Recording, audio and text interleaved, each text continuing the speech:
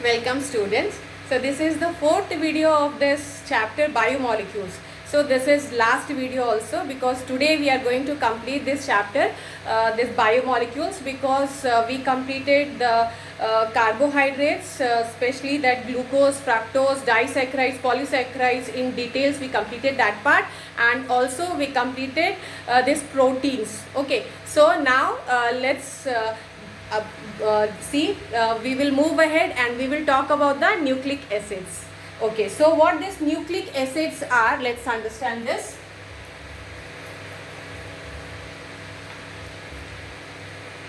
See, the nucleic acids.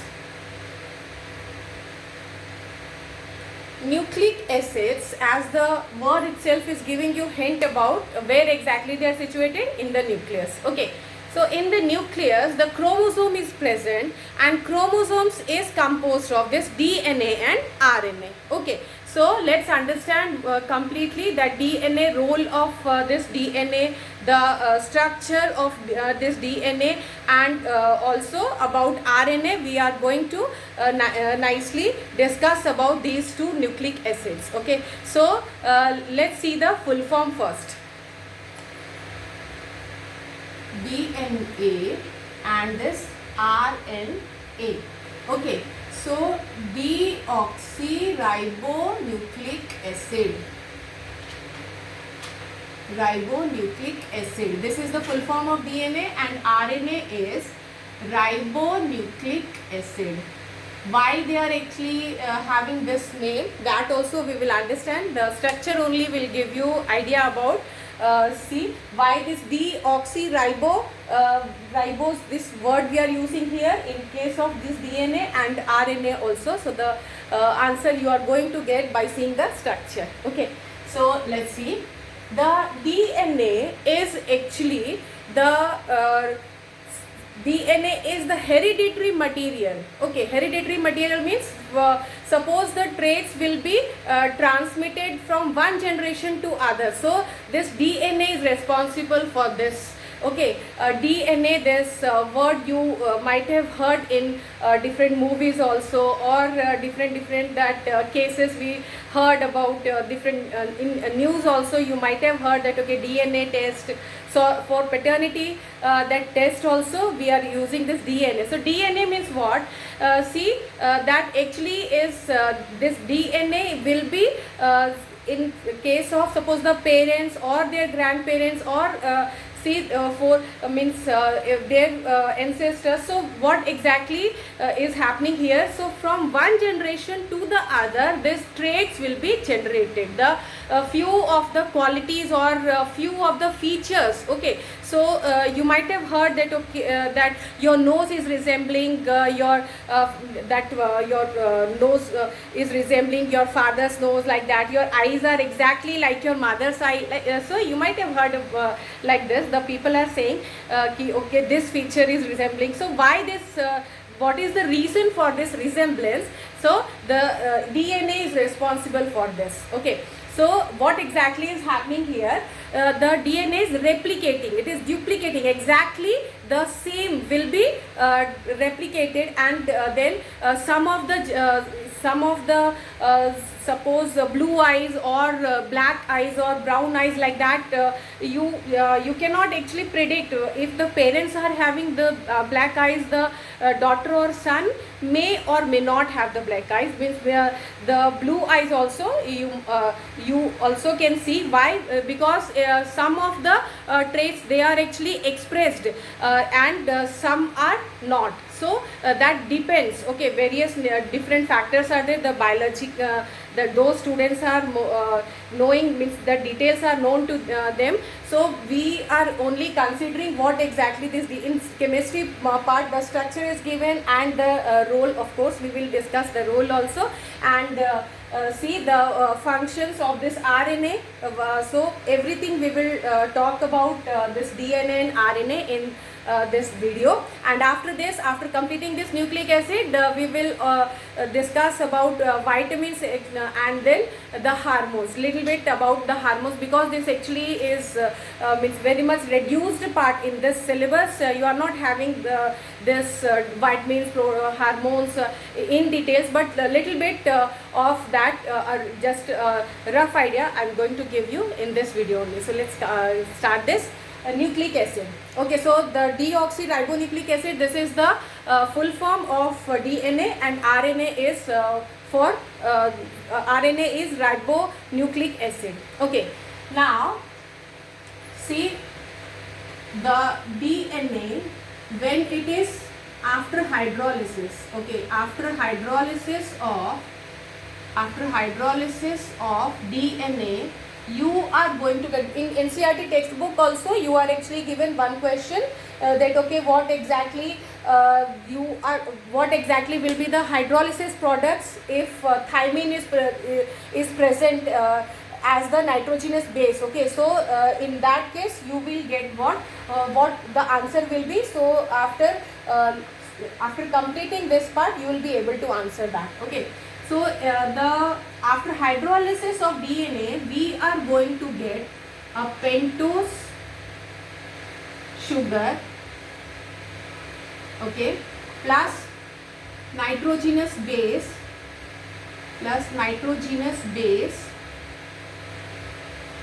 and this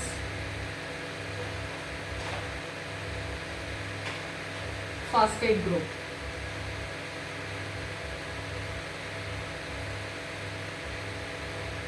Okay, so in this case, the pentose sugar is deoxyribo sugar. Okay, and the nitrogenous base. Okay, so in DNA, the nitrogenous base and this phosphate group is present. So after hydrolysis, you are going to get these products. That means they are the constituents of DNA. Okay, so in this case, let's understand the structure completely. This DNA, see here, DNA. Okay, so this is what? OH is written here, then OH here, then OH here, this H, CH2OH. Okay, so this is called as beta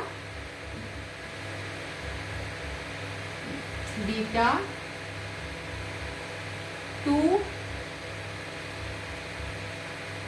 This is 1, 2, numbering I am doing here, 4 and 5. Okay, so 5 carbons and this oxygen like this. So beta 2 deoxyribose sugar. See, this is only present in why deoxy we are writing. This is actually called as what? Ribose sugar.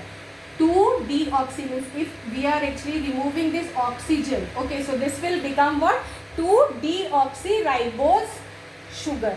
Okay, so this is present in nitrogenous base is present here.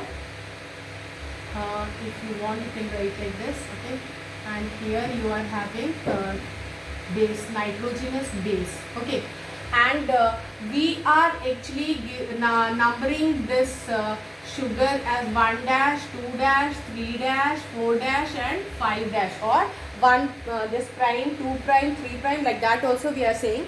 Why we are giving 1 dash, 2 dash in this case?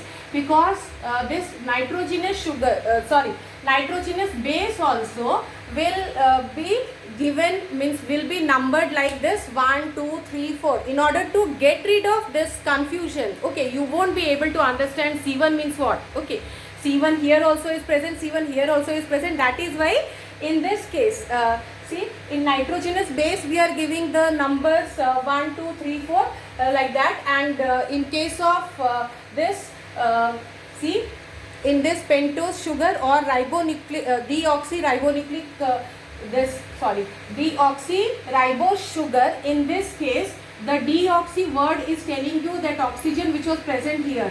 See, this was when this OH was present. Okay, so when this structure will be called as ribose sugar, which is so I'm actually not going to repeat this again and again. If you want, you can take the screenshot. This structure, I'll just write the name ribose sugar. Okay, so this is present in RNA. Do remember this. This will be the pentose sugar. This is called as ribose sugar. Okay, so ribose sugar, and beta word is telling you that the OH group will be present here above this. We are see, in this case we are showing this OH on see, in Fisher projection formula, this OH will be left hand side, and the groups which are present in left hand side, so we are showing in Harvard. This is Harvard structure. So in this case we are actually showing that on this upper part. Okay, so upper part is having this OH. That means this is beta. So beta is used because of this OH, or the orientation of OH will be on the upper part. Okay, so OH, so this beta, and then we wrote 2-deoxy. Deoxy means the removal of oxygen. So this was ribose sugar which was present in this is present in case of RNA. ठीक है, ये RNA में present है, और यहाँ पर अगर oxygen if you are removing, then this will become 2-deoxyribose sugar. So this will become 2-deoxyribose sugar. It's very easy. So this is the difference between the pentose sugar present in DNA and RNA. DNA में आपका oxygen जो है वो आप यहाँ से हटा दीजिए, तो आपका यही 2-deoxy, यहाँ पे देख लीजिए बीटा, देख लीजिए ये भी पार्ट आपका बीटा D2-deoxyribose शुगर. तो ये पेंटोज शुगर प्रेजेंट है आपका DNA में, याद रखिएगा. और फिर राइबोज शुगर में oxygen also was present. So this was the structure of this ribose sugar, और ये हमारा प्रेजेंट होता है किस केस में, RNA में. और अब हम यहाँ देखते हैं कि एक यहाँ पर आपका ये एक बेस के साथ प्रेजेंट है, और एंड नाइट्रोजिनस बेस भी कौन कौन से हो सकते हैं वो भी हम अभी बात करते हैं. Nitrogenous base they are of 2 type, purines और पायरिमिडीन्स. प्यूरिन्स में क्या है और पायरिमिडीन्स में क्या है ये भी हम देखते हैं. पहले तो ये स्ट्रक्चर ये देख लीजिए, स्क्रीनशॉट ले लीजिए. ओके,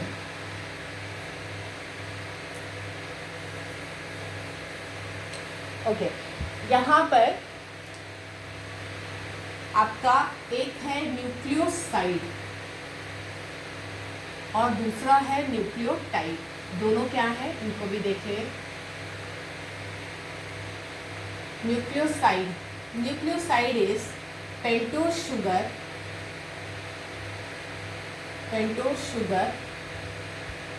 प्लस नाइट्रोजिनस बेस, ठीक है. और ये न्यूक्लियोटाइड क्या है, pentose sugar plus nitrogenous base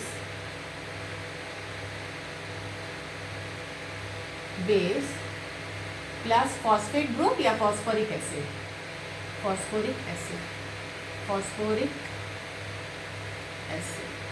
तो इनका कॉम्बिनेशन ये है न्यूक्लियोटाइड, और पॉलीन्यूक्लियोटाइड ही आपका है ये nucleic acid.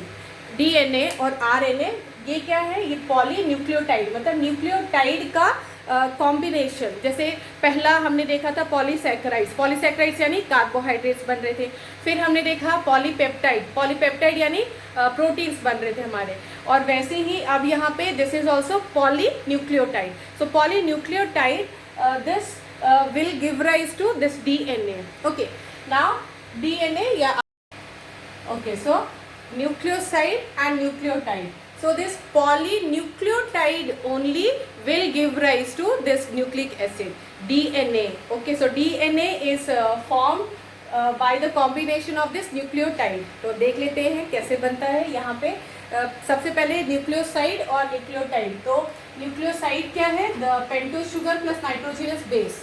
Okay, pentose sugar, we nicely understood what this pentose sugar is. Ribose sugar जो कि RNA में present है और DNA में है 2-deoxy deoxy ribose sugar. तो this is present in DNA. तो deoxy क्यों कहा गया वो आपको स्ट्रक्चर के द्वारा समझाया मैंने.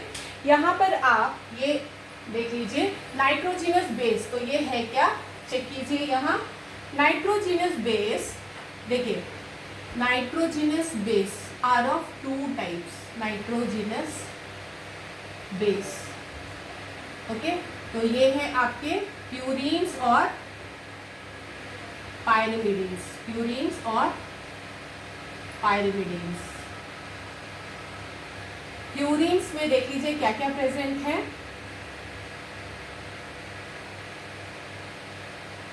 एडेनिन एंड गुआनिन, और इसमें साइटोसिन, थाइमिन एंड यूरेसिल. ये सब है क्या, देखिए फिर से.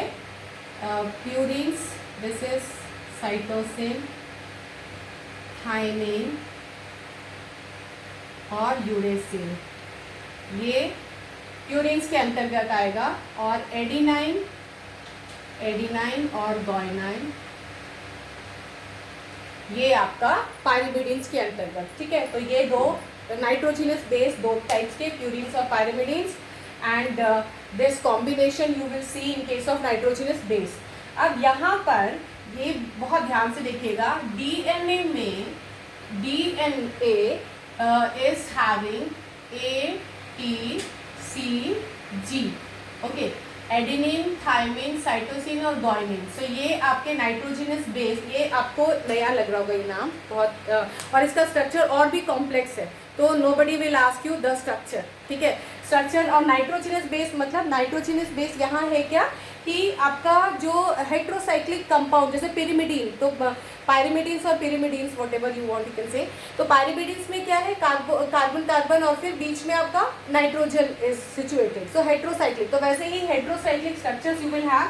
ये आपका एडेनिन, थाइमिन, साइटोसिन, गुआनिन, ये 4 नाइट्रोजिनस बेस पाए जाते हैं डीएनए में. और आरएनए में this RNA is containing this adenine. In place of this thymine you are having uracil, cytosine और guanine. वैसे ही है. ठीक है, तो ये है कॉम्बिनेशन. थाइमिन की जगह यूरेसिल आपका प्रेजेंट है आरएनए में. और ये डीएनए का कॉम्बिनेशन, इसे ध्यान रखिएगा. ATCG, this adenine, thymine, cytosine और गुआनिन. और ध्यान रखिए कि ये they are actually complementary to each other. Means this adenine is going to make bond with this thymine and they are linked together with the help of hydrogen bond. जैसे adenine आपका यहाँ पे हम बात करेंगे double helical structure, double standard आपका DNA. और इसका मीनिंग क्या है इसे हम ढंग से समझेंगे. पहले आप सिर्फ यहाँ पे इतना ध्यान रखिए कि नाइट्रोजिनस बेस 2 तरह के होंगे, प्यूरीन्स और पायरिमिडीन्स. तो purines they are actually containing cytosine, thymine और यूरेसिल. और पायरिमिडीन्स में है आपका एडेनिन और गुआनिन. तो ये इस तरह से आपके ये सब क्या है, nitrogenous base. Nitrogenous base, pentose sugar और फॉस्फेट ग्रुप यही प्रेजेंट है आपका. मतलब हाइड्रोलिसिस के बाद यही आपके प्रोडक्ट्स बनते हैं, यानी कि इसी से मिलकर बना है आपका डीएनए. ठीक है, तो चलो देख लेते ये डीएनए और आरएनए, न्यूक्लिक एसिड्स. तो यहाँ पे ये जो पार्ट है nitrogenous base, I hope you understood. Next आपका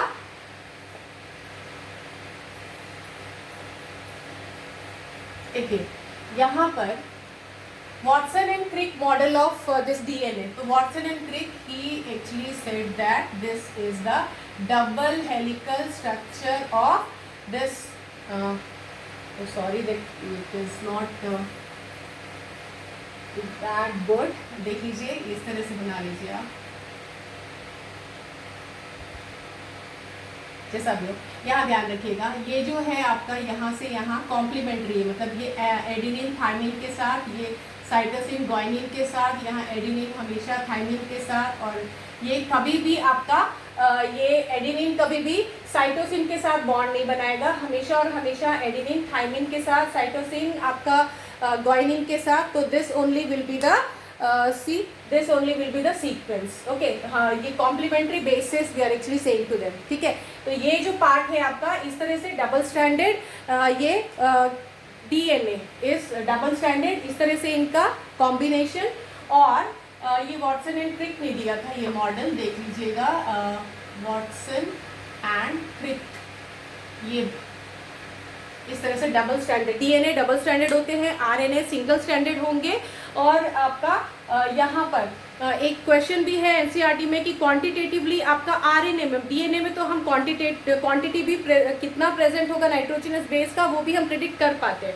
क्वांटिटी कैसे प्रिडिक्ट कर पाते हैं, जैसे हमें पता है कि इसका जो पार्ट है जैसे 50% of this will B of adenine, फिर कितना परसेंटेज आपका थाइमिन का होगा एग्जैक्टली इसका सिमिलर, फिर इसका भी एग्जैक्टली ये सिमिलर, यहाँ से तो हम कितना परसेंटेज है वो भी हम यहाँ से पता कर सकते हैं, ठीक है, अगर यहाँ देख रहे हो आप DNA में। लेकिन ऐसा सिंगल स्टैंडर्ड, क्योंकि आपका जो RNA है वो सिंगल स्टैंडर्ड है, और सिंगल स्टैंडर्ड होने की वजह से कितना अमाउंट आपका नाइट्रोजनस बेस का होगा एग्जैक्टली वो, मतलब क्योंकि वो रैंडम है वो आप प्रिडिक्ट नहीं कर पाएंगे।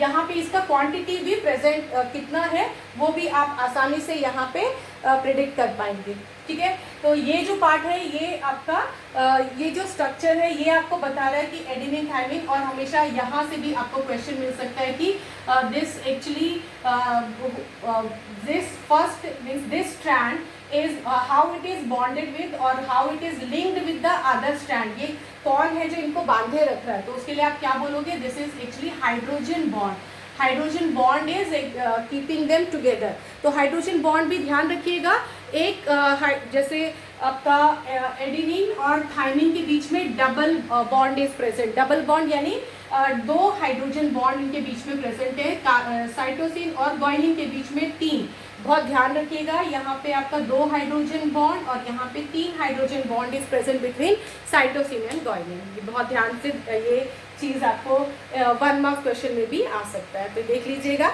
यहाँ पर। और एडेनिन का किसके साथ कॉम्बिनेशन होगा, मतलब यहाँ पे किसके साथ नाइट्रोजनस बेस किसके साथ बॉन्ड बना, ये हाइड्रोजन बॉन्ड बना सकता है, तो आपका आंसर क्या होगा, एडेनिन के साथ थाइमिन, साइटोसिन के साथ ग्वानिन। और आपका सेम ये अगर पूछा जाए कि ये RNA में, तो RNA में क्या है, which nitrogenous base is not present in RNA, तो चलिए देखिए, तो फिर हमने अभी देखा कि uracil is actually present in RNA और थाइमिन जो है वो RNA में प्रेजेंट नहीं है। तो इस तरह से आप RNA, DNA, the structures, now you all are knowing how they are having double stranded structure and single stranded structure of DNA and RNA. We discussed this. Now see the polynucleotide, I said polynucleotide है आपका DNA। तो चलो देख ले हम ये DNA का structure देख लीजिए। पहले तो आपका ये है आपका पेंटोस शुगर यानी डीऑक्सी राइबोज, यहाँ पे आप oxygen, this same oxygen, then this here also you are having this, तो ये हम ऑलरेडी देख चुके हैं। तो ओके, ये है, ध्यान रखिएगा। अब आपका ये DNA कैसे बनता है, पॉलीन्यूक्लियोटाइड है क्या और कौन सा लिंकेज इसे बांधे रख रहा है। जैसे फर्स्ट हमारा पॉलीसैकेराइड था, कार्बोहाइड्रेट, जिसमें कि ग्लाइकोसिडिक बॉन्ड है जो कि उन सभी को लिंक करके रख रहा है, और पेप्टाइड बॉन्ड है एमिनो एसिड्स को लिंक करके प्रोटीन बना रहा है। तो वैसे ही यहाँ पर आपका न्यूक्लियोटाइड्स को लिंक करके रखने वाला जो ये जो लिंकेज जो है वो है आपका फॉस्फोडाइईस्टर लिंकेज। बहुत बड़ा सा ये नाम लग रहा है आपको, देख लीजिए, बहुत इजी है, ध्यान से देखिएगा। सबसे पहले तो ये पेंटोज शुगर, ये जो deoxy ribose sugar, this is known to you, ये आपको पता चल गया होगा। ये है आपका यहाँ पर आपका जो पार्ट है, जैसे 1 dash 2 dash 3 dash 4 dash and 5 dash, ये मैंने अभी बताया था कि क्योंकि nitrogenous base also we are having, तो नाइट्रोजनस बेस भी यहाँ होने की वजह से हम इसको ऐसे करके बेस को दिखा सकते हैं। ये नाइट्रोजनस बेस, इसका एग्जैक्टली स्ट्रक्चर आपको ज़रूरत नहीं है, याद रखें, कॉम्प्लेक्स स्ट्रक्चर है, तो सिर्फ इसको आप यहाँ ध्यान रखिए कि 1 डैश में, the 1 dash is 1 dash means ये वाला जो कार्बन है 1 डैश, हमें नाम इसको नंबरिंग 1 डैश 2 डैश या 1 प्राइम 2 प्राइम लाइक दैट भी नंबर, क्यों? क्योंकि हमारा जो नाइट्रोजनस बेस में कार्बन है उनको भी हमें 1 2 3 4 नाम दिया है, तो उनको अलग करने के लिए वो 1 2 3 4 अगर नाइट्रोजनस बेस के कार्बन को दिया गया है तो 1 डैश 2 डैश हमने यहाँ पे पेंटोस शुगर को 1 डैश 2 डैश या 1 prime 2 prime like that we have like this we number. Okay, तो यहाँ पे ध्यान रखिए ये जो आपका ये यहाँ पे 1 डैश कार्बन और 1 prime carbon that is containing nitrogenous base. Okay, तो आपका प्रेजेंट कहाँ है ये ध्यान रखिएगा, nitrogenous base is present here, nitrogenous base आपका है 1 dash. Okay, now the next part is this is third means 1 dash 2 dash 3 dash. Okay, now 3 dash this part. Okay, ये जो पार्ट है आपका 3 डैश यहाँ से और एक आपका फॉस्फेट ग्रुप, तो फॉस्फेट ग्रुप यहाँ से देख लीजिए 2 ये आपका फॉस्फेट ये इस तरह से माइनस माइनस, तो ये है फॉस्फेट ग्रुप जो आपको पता भी है। इसमें क्या है चार्ज इसके पास 3 नेगेटिव चार्ज, PO4 के पास 3 नेगेटिव, ये है इसका स्ट्रक्चर। लेकिन यहाँ पे हमारे पास देख लीजिए ये समझ में आया, ये है phosphate group 1 2 3 this negative charges they are present on phosphate group, but in this case what is happening, यहाँ पे आपका ये जो लिंकेज है देखिए, एक पहले तो ये आपका एक राइबोज शुगर, एक और राइबोज शुगर बना लीजिए,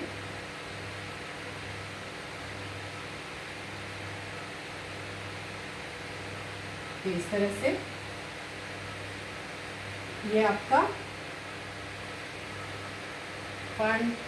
इसको 5th के साथ बॉन्ड कर रहा है और we are going to show this here, यहाँ दिखाते हैं ताकि आपका थर्ड, क्योंकि थर्ड और 5th के बीच में बॉन्ड बनाना है, तो यहाँ बना लेते हैं ये इस तरह से। देख लीजिए ये वाला जो पार्ट है ये 5th वाला, ये CH2OH। ओके, इस इन दोनों के बीच में यहाँ देखिए ये है 1 डैश 2 डैश 3 डैश 4 डैश और ये 5th, तो ये 5 dash this carbon and this carbon मतलब 3 dash and 5 dash, so between this you are having this diphosphoester. ये भी क्या है अच्छे से हम समझेंगे, डाईफॉस्फोईस्टर लिंकेज। तो दिख पा रहा है आपको, अगर ये यहाँ नहीं दिख रहा तो यहाँ देख लीजिए, ये है अगर यहाँ हाँ दिख रहा, तो डाईफॉस्फो ईस्टर लिंकेज। ठीक है, तो ये देख लीजिए कैसे है यहाँ पे फॉस्फो लिंकेज। सबसे पहले ये जो पार्ट है आपका, ये देखिए ये यहाँ से फॉस्फेट ग्रुप, यहाँ O, देन दिस एक और, फिर यहाँ ढंग से यहाँ ये आपका OH था। ठीक है, ये पार्ट यहाँ से आपने ये this H2O also will be release, यहाँ से आपका देख लीजिए ये पार्ट आप हटा दीजिए इसको, यहाँ से OH, यहाँ से O से आपका जुड़ा हुआ ये जो O है, यहाँ से आपका एक और O, फिर फॉस्फोरस ये यहाँ से इस कार्बन से जुड़ जाएगा, देख लीजिए ऑक्सीजन से। ठीक है, इसको हटा लीजिए और यहाँ पे आपका इस तरह से बॉन्ड बन गया। ये देखिए ये है ये इसको ईस्टर क्यों कहा गया है, देख लीजिए इसको ईस्टर क्यों कह रहे हैं, यहाँ पे C ईस्टर ग्रुप यानी COR dash like that, this is actually ester. So in place of this carbon we are having phosphorus, that is why we are saying phosphoester. So this is exactly like that। ये देख लीजिए यहाँ पे आपका ये oxygen ये जो part है देख लीजिए फिर से, ये फॉस्फोरस ये इस तरह से जुड़ा हुआ, ये ऑक्सीजन और फिर यहाँ पे कार्बन, ये देख लीजिए ये ऑक्सीजन और फिर यहाँ पे कार्बन। तो इस तरह से डाई फॉस्फोईस्टर देखिए एक यहाँ से और एक यहाँ से इस तरह से ये जुड़ गया है, ये वाला पार्ट। ठीक है, ये यहाँ से और एक that negative charge also will be present with this, ये ऐसे होगा ये पार्ट। ठीक है, तो ये यहाँ पर आप देख पा रहे हैं ये फॉस्फोईस्टर, तो ये जो दो न्यूक्लियोटाइड्स को, ये न्यूक्लियोटाइड है, यहाँ पे भी आप चाहे तो इसको यहाँ बना लीजिए, ये है nitrogenous base, okay, nitrogenous base, और एग्जैक्टली सारे के सारे यहाँ पे आप चाहें तो लिख लें ऑक्सीजन, सॉरी ऑक्सीजन नहीं होगा यहाँ पे H, सॉरी ये ऑक्सीजन लिखा है मैंने, यहाँ पे आपका hydrogen only will be there, deoxy, oxygen को हटा लीजिए, ये सिर्फ हाइड्रोजन होगा। तो इस तरह से ये आपका जहाँ पे मैंने ऑक्सीजन लिखा है डी ऑक्सी है, तो ऑक्सीजन यहाँ नहीं होगा, रिमूवल ऑफ ऑक्सीजन, इसी वजह से इसका नाम डी ऑक्सी है। सेकेंड वाले पे ध्यान दीजिएगा, यहाँ पे ऑक्सीजन को हटा लीजिए, ये हाइड्रोजन होगा, और इस तरह से phosphor that ester you are going to show this, okay. So diester because one ester type, यहाँ से भी देख लीजिए फॉस्फोरस, ये सेम आपका जैसे कार्बन था ऑक्सीजन के साथ डबल बॉन्ड, और फिर ऑक्सीजन के साथ यहाँ बॉन्ड बना के फिर कार्बन के साथ जुड़ना, तो वैसे ही एक ईस्टर ग्रुप इस साइड और एक ईस्टरिक ग्रुप यहाँ, तो इस तरह से कार्बन नहीं बल्कि फॉस्फोरस की मदद से ये बन रहा है, तो इसीलिए हम कहेंगे फॉस्फो डाई ईस्टर। तो this is actually called as phosphodiester linkage. So I hope you understood, ये इस तरह से बना लीजिए। और ये जो पार्ट है यही आपका डीएनए, तो ये this structure of DNA we got it like this, and now the RNA, about role of RNA, let's understand role of RNA, and before that let's discuss this fingerprinting of this DNA. So fingerprinting, see, fingerprints means what? In forensic labs also you might have heard, or in for suppose that in any of those crime, see, for criminals actually to identify or to recognize them, this DNA, this fingerprinting also is very helpful, and what that fingerprints means, see, one of the individual will not have exactly the same fingerprints as with the other, okay. So no two individual can have the same fingerprints, like that only, the same, the DNA sequence whatever that is present, so that also is very much different from one another, means 2 person, एक दो व्यक्ति, उन सबका DNA का ये जो sequence है exactly similar, ये सब कुछ जो पैटर्न जो भी फॉलो किया जा रहा है, सब कुछ ये जो अरेंजमेंट है एग्जैक्टली सेम, दूसरे से मिलता हुआ कभी हो नहीं सकता। इसीलिए ये एक यहाँ पर आपका ये डीएनए फिंगरप्रिंटिंग को यूज़ किया जाता है क्रिमिनल्स को पकड़ने के लिए, तो यहाँ पर ये भी हमें बहुत मदद करता है। और ये यहाँ पर आपका पैटर्निटी टेस्ट वगैरह सुना होगा, ये नाम भी आपने, इसमें भी क्या है कि एक मतलब पेरेंट्स का जैसे फादर का भी पता लगाना, तो ये इस डीएनए टेस्ट की मदद से ये यहाँ पे किया जा सकता है, तो ये आपका बहुत ये भी हेल्पफुल। और यहाँ जेनेटिक मटेरियल या स्टोरेज मटेरियल, दिस ट्रेड्स, जो जितने भी विभिन्न ट्रेड्स हैं एक जनरेशन से दूसरे जनरेशन तक ये यहाँ पे इनहेरिट किया जा सकता है, ठीक है। तो ये सारा हमारा डीएनए के बारे में, वी कंप्लीटेड दिस। और नेक्स्ट आरएनए, तो आरएनए के बारे में भी देख लेते हैं, उसके बाद हम स्टार्ट करेंगे। आई hope you took the screenshot, और हमेशा ध्यान रखिए फर्स्ट 1' ये जो आपका है 1' carbon is containing this nitrogenous base, और डाइफॉस्फोईस्टर लिंकेज किसके बीच में है, 3' और 5' के बीच में, तो ये ध्यान रखिएगा। तो this is polynucleotide, polynucleotide, this is nucleic acid के बारे में, ये भी हमने देख लिया स्ट्रक्चर। चलिए अब हम बात करते हैं यहाँ आरएनए की, RNA. So RNA, they are of 3 types, mRNA, messenger RNA, this is transfer RNA, and then ribosomal RNA, ribosomal RNA इस तरह से लिखिए। ये सब क्या है, मैसेंजर RNA, मतलब this RNA is playing very important role in synthesis of protein. तो प्रोटीन सिंथेसाइज करने के लिए सबसे पहले आपका जो मैसेंजर आरएनए है, so that only will help to make the template, ये पूरा जो खाका खींचा गया है कि प्रोटीन किस तरह का बनना चाहिए, कौन सा सीक्वेंस होगा, क्या होगा। So this messenger RNA is carrying this message, and then ये आपको डीएनए, ये DNA is only actually ordering, you can say कि इस तरह से ऑर्डर किया जाएगा कि ठीक है आरएनए को कि प्रोटीन सिंथेसाइज किया जाना चाहिए। और मैसेंजर, अब इसमें 3 टाइप्स के यहाँ पे आरएनए हैं। यहाँ मैसेंजर आरएनए का काम है मैसेज को कैरी करना, मतलब यहाँ मैसेंजर ही कौन सा टेम्पलेट बनेगा, क्या होगा उसका खाका, किस तरह का सीक्वेंस होगा प्रोटीन्स का, तो ये सारी चीज़ें जो टेम्पलेट्स वगैरह बनाने का काम ये मैसेंजर आरएनए में स्टोर्ड है। और ये ट्रांसफ़र करने का काम राइबोसोम्स तक ले जाना, तो ट्रांसफ़र करने का काम टीआरएनए यानी ट्रांसफ़र आरएनए का नाम ही बता रहा है आपको क्या इनका रोल होगा, क्या इनका फंक्शन होगा।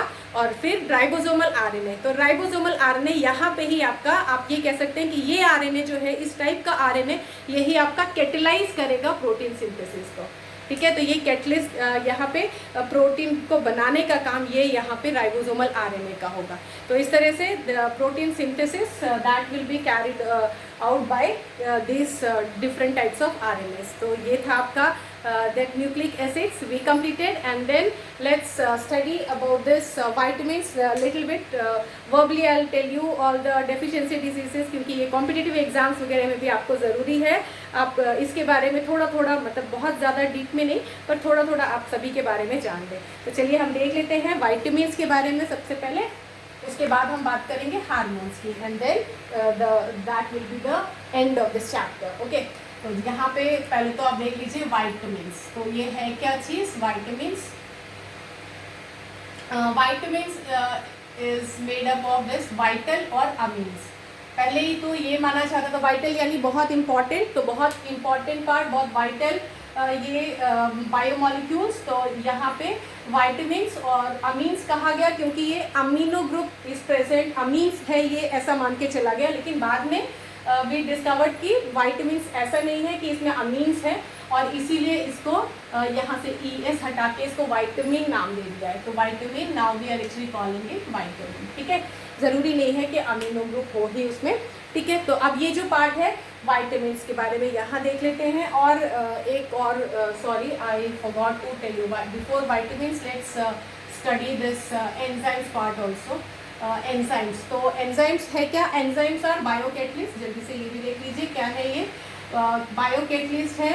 और ये जो biocatalyst, so they are see, biocatalyst का क्या मतलब है, बायोकेमिकल रिएक्शंस जो भी हो रहे हैं लिविंग ऑर्गेनिजम्स में, उनको स्पीड अप करने का काम करता है ये एंजाइम्स। और एंजाइम्स का प्रेजेंस, मतलब जैसे मान लीजिए कि ये सपोज ऑक्सीडो रिडक्टेज, तो या फिर आपका यहाँ पे ये जो हम जैसे ग्लूकोज का यहाँ पे आपका अलग अलग ये हाइड्रोलिसिस अगर हो रहा है, ठीक है। तो जैसे लैक्टोज का, तो वो लैक्टेज, ओके।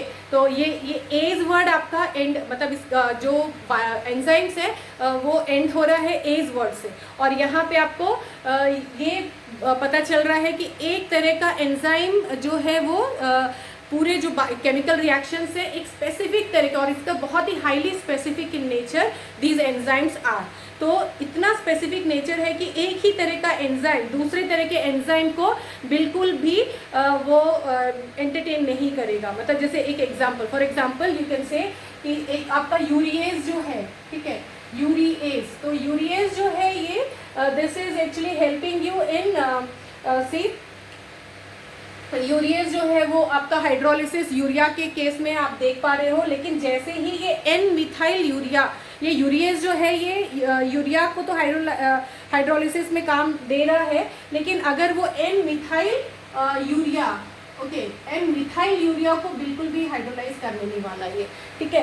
तो एन मिथाइल यूरिया अगर आपका प्रेजेंट है तो उसको, मतलब सिर्फ थोड़ा सा, अगर सिर्फ मिथाइल ग्रुप सिर्फ लग गया है आपका यूरिया में, तो उसको हाइड्रोलाइज करने का काम ये यूरिएज जो है वो नहीं कर पाएगा। तो ये बहुत ही ज़्यादा जैसे ऑक्सीडो रिडक्टेज, तो ये क्या नाम है, ये बेस्ड है ऑक्सीडेशन और रिडक्शन, ये जो प्रोसेसेस हैं, तो ऑक्सीडो रिडक्टेज, तो उस प्रोसेस में ये काम करेगा, उनको स्पीड अप करेगा।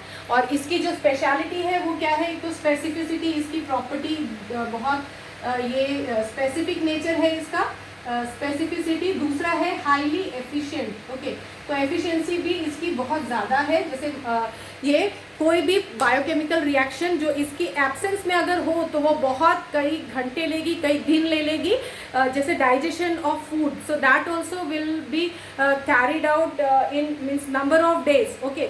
but because of this enzymes that digestion also is happening very fast, very quickly. Okay, तो ये इनकी वजह से इनकी efficiency कितनी ज़्यादा है, 10 to the power 20 times this they are actually speeding up the reactions. मतलब सोचिए 10 to the power 20 तक 20 times तक ये बढ़ा सकते हैं. ठीक है, तो ये सारी चीज़ें हैं. इसकी एफिशिएंसी भी ये स्पेसिफिक बहुत, जैसे कि आपका लॉक एंड की करके एक hypothesis also will give you that nice kind of example कि जैसे लॉक और की, तो कैसे आपका एक स्पेसिफिक तरह का जो चाबी है वही सिर्फ लॉक को खोल पा रहा है ना. तो वैसे ही जैसे सबस्ट्रेट है, तो एक सबस्ट्रेट और उसमें एक फिट होने वाला ये जो एंजाइम है वो उसका स्पेसिफिक शेप और साइज होना ही चाहिए, तभी वो उसके अंदर फिट हो पाएगा. तो इस तरह से बहुत ज़्यादा ये चूजी है, बहुत ज़्यादा ये स्पेसिफिक है. और दूसरी बात है एफिशिएंट, तो एफिशिएंसी भी इसकी बहुत ज़्यादा है. ठीक है, and very less amount this actually is present. तो ये भी आपका बहुत कम अमाउंट में प्रेजेंट होगा. वो पूरे बहुत बड़े जो केमिकल रिएक्शंस है उनको बहुत ज़्यादा स्पीड अप करने की इनमें क्षमता होगी. और ये यहाँ पर ये एंजाइम के बारे में, एंजाइम का जो लास्ट के 3 अक्षरों से आप समझ पाएंगे कि ये नाम है आपका, ये एज अगर है तो आप समझ जाइए कि आप बात कर रहे हैं एंजाइम्स की. I hope you understood what enzymes are. और ये आपका ये जुड़े हुए, जैसे एंजाइम्स आपके जुड़े हुए अगर नॉन प्रोटीनेशियस प्रोटीन के साथ अगर जुड़े हुए हैं, फिर अगर नॉन प्रोटीन ग्रुप के साथ अगर जुड़े हैं तो उसे हम कहेंगे प्रोस्थेटिक ग्रुप. तो प्रोस्थेटिक ग्रुप के साथ इनका जुड़ा होना, और फिर इसमें कोफैक्टर और यहाँ पर कोफैक्टर कहा जाएगा. जैसे मेटल आयन भी अगर इसके साथ जुड़े हुए हैं जो प्रेजेंट है उस विसिनिटी में, उस एरिया में, तो उसे यहाँ पे कोफैक्टर कहा गया. तो इस तरह से अलग अलग. और coenzyme means other organic molecule which is present along with this enzyme, तो उसे कहेंगे कोएंजाइम. तो इस तरह से ये सारे डिफरेंट टर्म्स थे जो कि आपको आने चाहिए. और ये डीप में आपको ये जानकारी, मतलब ये जो एंजाइम्स है सिर्फ इतना आपके लिए काफ़ी होगा. ठीक है, चलिए अब हम बात कर रहे हैं वाइटामिन्स की. तो vitamins they are also very that important for our normal growth and functioning of the body. Why? Because deficiency of these vitamins, they are actually causing several disorders, several diseases. Okay, so let's talk about the importance of this vitamins. तो चलिए देख लेते हैं. और इनके अधिकतर इनके जो सोर्सेस है, एक टेबल आपका दिया हुआ है बुक में भी, तो टेबुलर फॉर्म में आप देख लीजिएगा क्या है इनके सोर्सेस और इनसे होने वाली जो बीमारियां. चलो उनके बारे में भी हम बात कर लेते हैं. तो अभी हम स्टार्ट करेंगे. वाइटामिन्स देख लेते हैं. वाइटामिन्स बहुत इम्पॉर्टेंट न्यूट्रिएंट, तो ये इनका प्रेजेंट होना बहुत ज़रूरी है आपके डाइट में. ठीक है, चलिए तो देख लेते हैं. पहला है वाइटामिन ए. वाइटामिन ए, तो इसे हम कहेंगे रेटिनॉल. ये केमिकल नेम है इसका, रेटिनॉल. और इसकी डेफिशिएंसी से ये होगा ज़ेरोफ्थेल्मिया या फिर नाइट ब्लाइंडनेस. ज़ेरोफ्थेल्मिया, ओके, इसकी डेफिशिएंसी से. Okay, now next vitamin B. Vitamin, और ये आपको ग्रीन लीफी वेजिटेबल्स में, कैरेट में, then this yellow and green leafy vegetables, and also this is present in spinach and this carrot बहुत ज़्यादा होता है उसमें, गाजर में.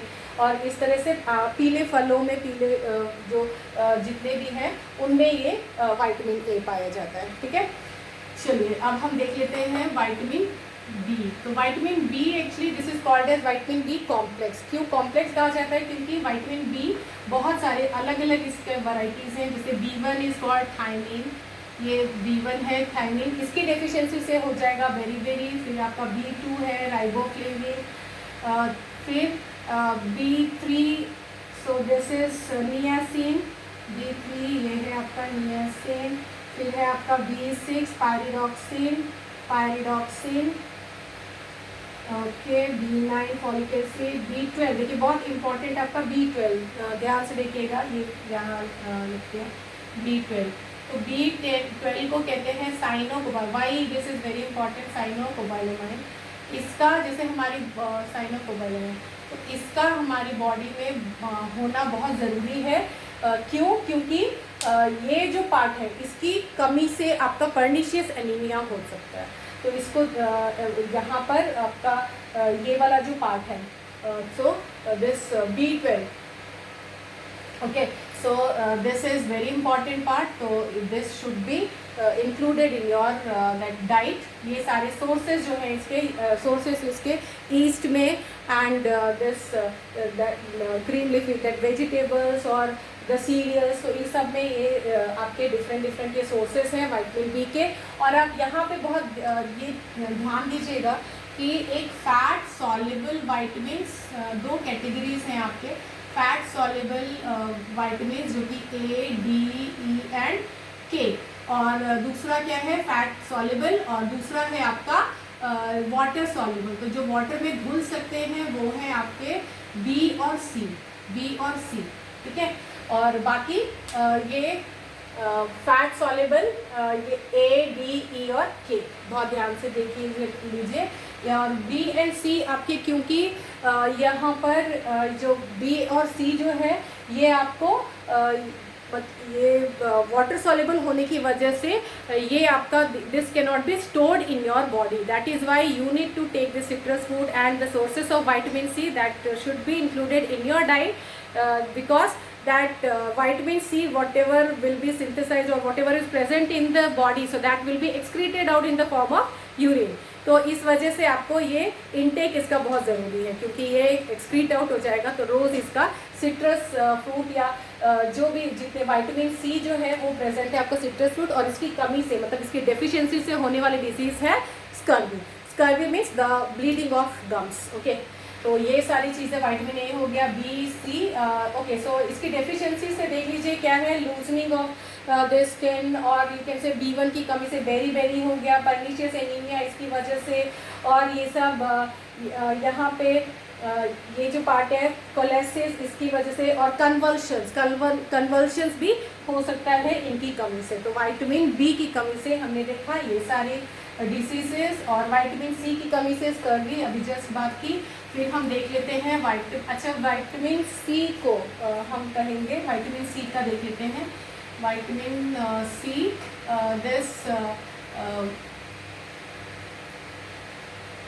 this is chemical name of this vitamin C is ascorbic acid। ये है ascorbic acid, ये आपका सिट्रस फ्रूट्स में पाया जाता है और इसकी कमी से हो जाएगा स्कर्वी, ठीक है ना। Next is vitamin D।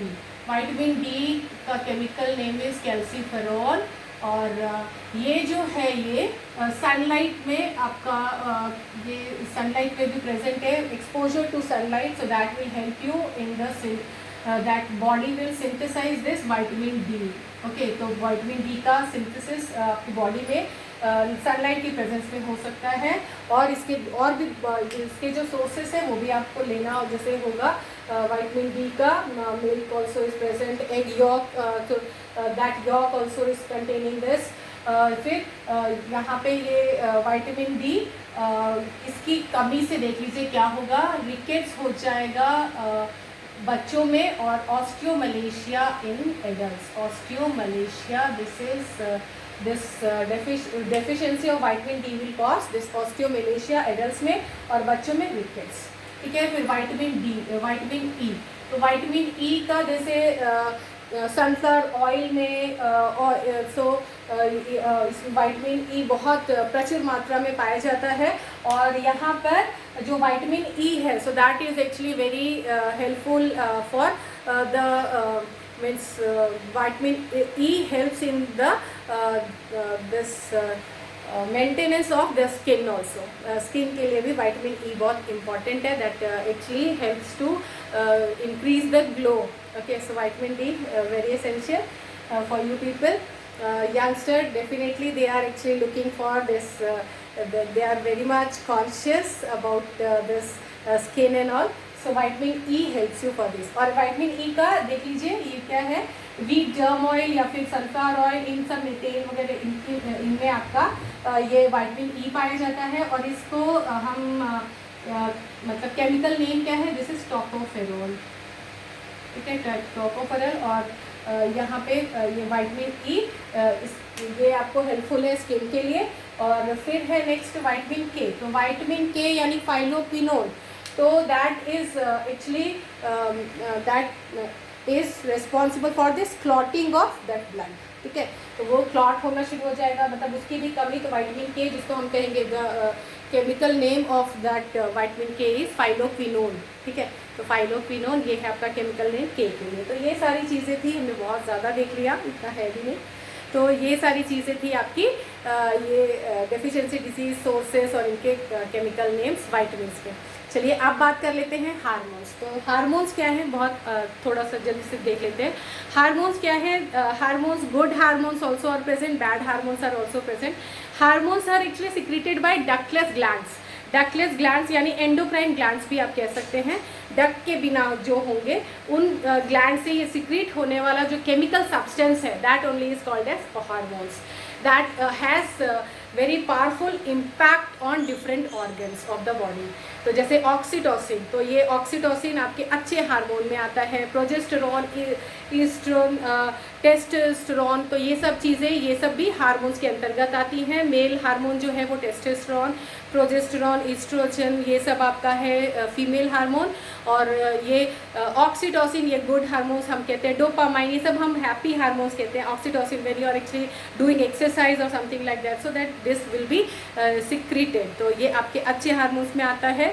और फिर ये जो पार्ट है आपका एड्रिनलिन, तो adrenaline means when you are very much means angry और out of fear, the hormone which will be secreted that is adrenaline. तो एड्रिनलिन आपकी कम हार्मोन सिक्रेट हो, ऐसा कोशिश कीजिए, क्योंकि इसका नेगेटिव इम्पैक्ट होगा। That actually increases the heart beat also and BP also shoots up like this when this adrenaline is secreted. Okay, so these are the different impact or effects of this hormones, so that also we discussed. Okay, so this chapter we completed. So all biomolecules, especially we started with carbohydrates, जो बहुत important हमारे diet का हिस्सा, सबसे ज़्यादा amount में हम carbohydrates लेते हैं। और फिर प्रोटीन्स, वो तो और वो भी आपका बहुत ज़्यादा ज़रूरी, क्यों, because that also is very much helpful for especially for teenagers. So for them protein is very much essential because that only helps in growth and development of the body, ठीक है। उसके बाद हमें न्यूक्लिक एसिड, और उनका तो अभी आप हमने बात की कितना इम्पॉर्टेंट है न्यूक्लिक एसिड्स हमारे लिए, ठीक है। और वाइटामिन्स वैसे ही किसी को भी तो थोड़ा भी आप कम या ज़्यादा मत ये समझिए, यहाँ पे सारे के सारे all nutrients are very much essential because lack of those nutrient, all you can say deficiency of these vitamins or the different nutrients will harm you. So please don't ever try to avoid this. Please don't neglect this, and your diet also should be balanced. So do take care of yourself and keep preparing. We completed this biomolecules in all respects. Okay, thank you so much. Okay, Jai Hind. Thank you.